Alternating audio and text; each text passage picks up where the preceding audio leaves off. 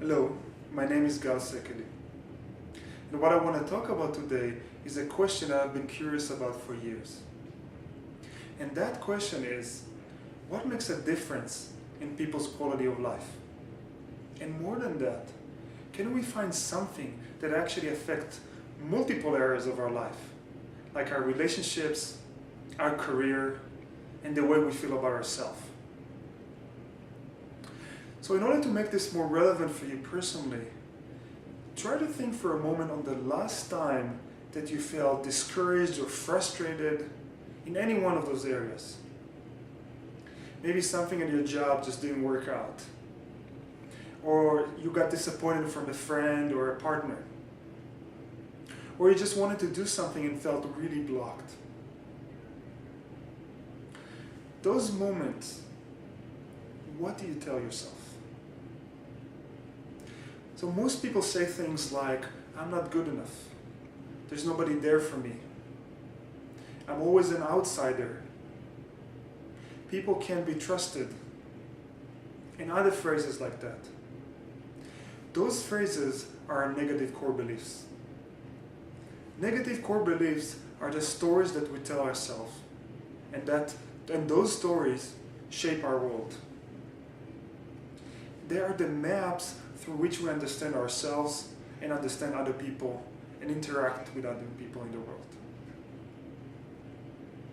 In order to make this more clear, let's take an example. I want you to try and think for a moment, what would happen if you hold the belief inside, I'm not good enough? How would that affect you? You might notice that if you're repeating this inside, I'm not good enough, you immediately feel discouraged. Maybe something in you is actually trying to rebel against it and prove that you are good enough. So if we look at the job situation or your career, if you're holding that belief, I'm not good enough, you'll keep trying to prove to other people and to yourself that you are good enough. And you'll probably do things like work really hard, work many hours, have a huge task list of things to do. Keep finding more stuff to do.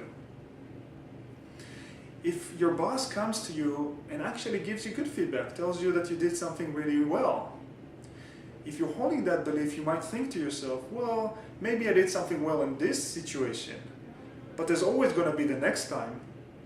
I'm always going to need to prove myself, to prove that I am good enough. On the other hand, if your boss comes to you and gives you some negative feedback or criticism, you might think to yourself, aha, that's a proof that I'm actually not good enough. If you think for a moment about your relationship also, if you're holding the belief, I'm not good enough, you're going to have less self-confidence. Maybe you'll be afraid that your partner is going to leave you.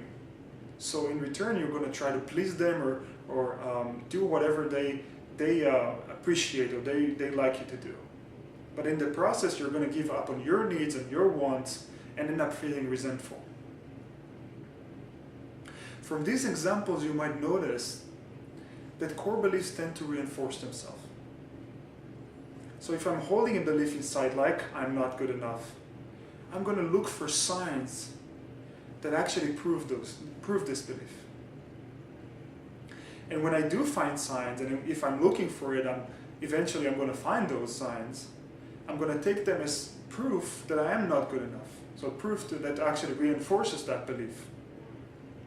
So we end up finding ourselves caught in this vicious cycle. If we'll take the other side, which is holding a positive core belief inside, and we explore this for a moment. See what happens to you if you try to repeat and hold inside the belief, I'm okay just as I am.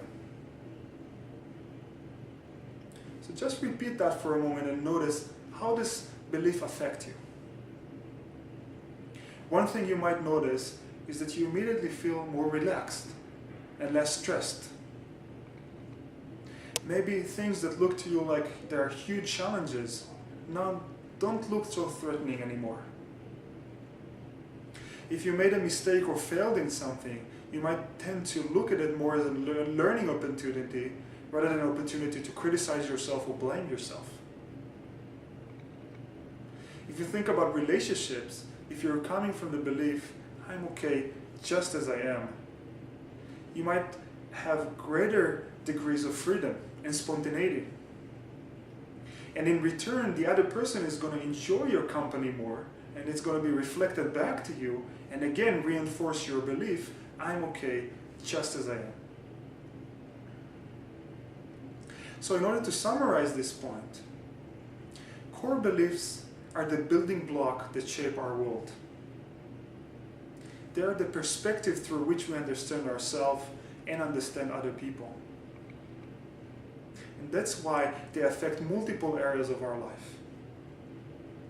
Core beliefs tend to reinforce themselves. So when I'm holding some belief, I try to look for signs that actually prove that, and when I find it, it reinforces the belief itself. You might ask yourself at this point, so how do I transform this belief? How do I transform my negative core beliefs into positive ones? Well, the first step for that is first of all becoming aware of what core beliefs you actually hold. So each one of us has our own unique versions of negative core beliefs. So by becoming more aware of what you tell yourselves when things go wrong, or when you're not successful in any one area of your life, you're already doing one step, actually a big step, towards transforming those beliefs. I hope you enjoyed this talk. Thank you for listening.